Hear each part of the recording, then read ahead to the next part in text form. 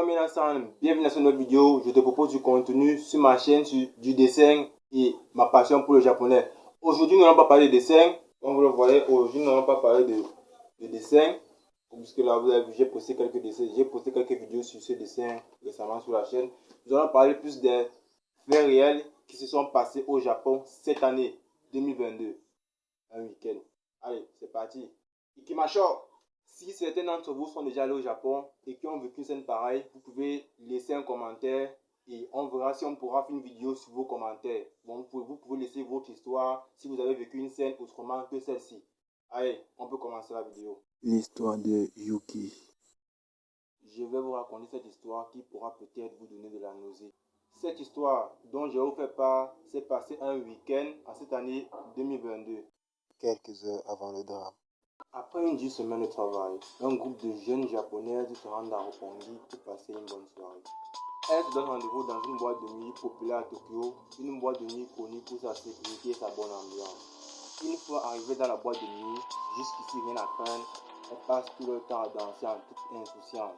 Comme dans toute boîte de nuit, il fait sombre, le corps se rapproche, tout le monde se met à danser. L'heure du drame. Soudain, l'une des filles qui s'appelle Yuki commence à se sentir bizarre.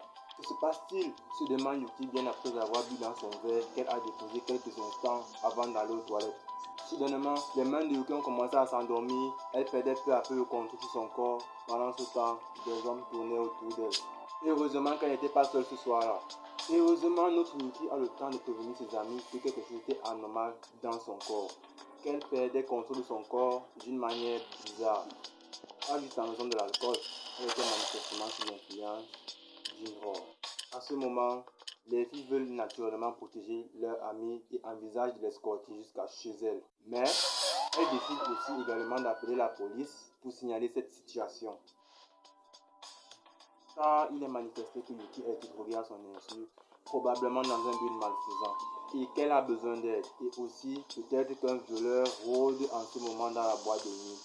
Et que les autres femmes présentes doivent être protégées par la police.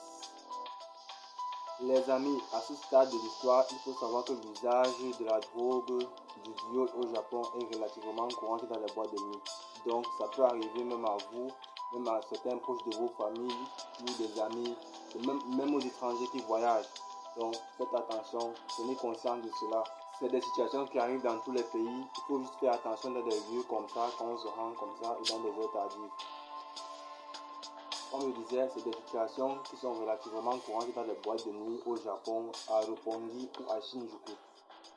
On peut commander ces pilules illégales en ligne en quelques clics. Manifestement, certains jeunes japonais ne s'en privent manifestement pas.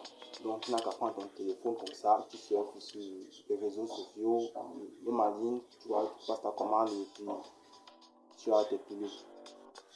Dans cette situation, l'histoire de viol de jeunes japonaises, voire même des étrangers, dans ce cas, se compte par dizaines. Par dizaines.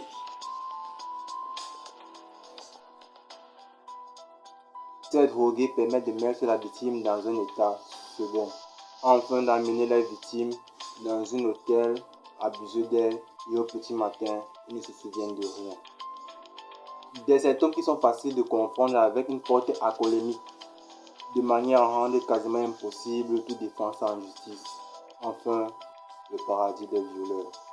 Le contact avec la police devient rapidement linéaire.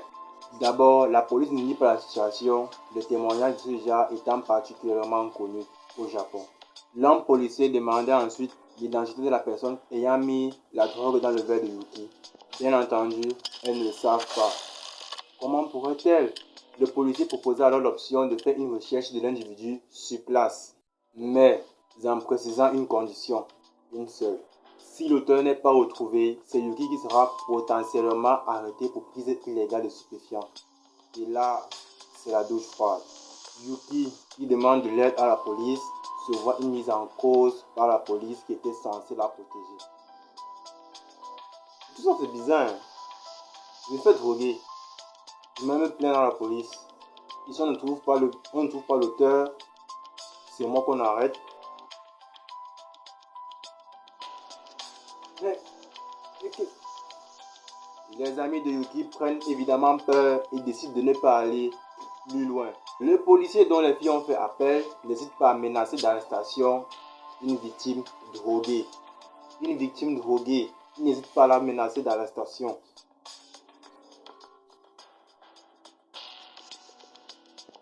Sachant que les Japonais ne rigolent pas avec les flux de drogue, cette menace n'était pas à prendre à la légère. Voyez-vous mes chers amis, au Japon, la simple consommation de cannabis peut entraîner des mois et des mois de prison.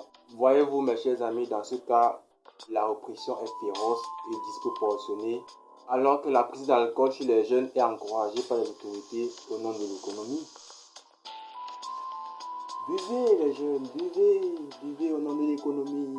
Voyez-vous à sa grande surprise, Yuki se retrouve dans un grand délit, parce que cette répression peut s'abattre aussi lorsqu'une femme est droguée à son insu. Tant que c'est elle qui porte cette drogue dans son sang et qu'elle est incapable d'identifier le coupable, voyez-vous mes chers amis, la situation n'est pas juste indignante ou linéaire. Elle a de quoi écœurer toute personne normalement constituée. Vous voyez un peu, donc ça veut dire que la société, tout ça, le jugement de la société qu'on sort, etc.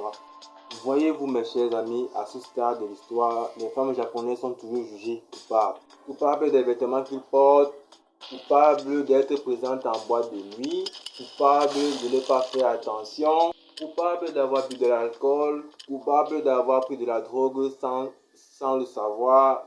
Tout ça, ils sont toujours jugés pour tout cela, coupables. Pendant ce temps, les violeurs, eux, ils ont des très beaux jours heureux devant eux. Pourquoi cela?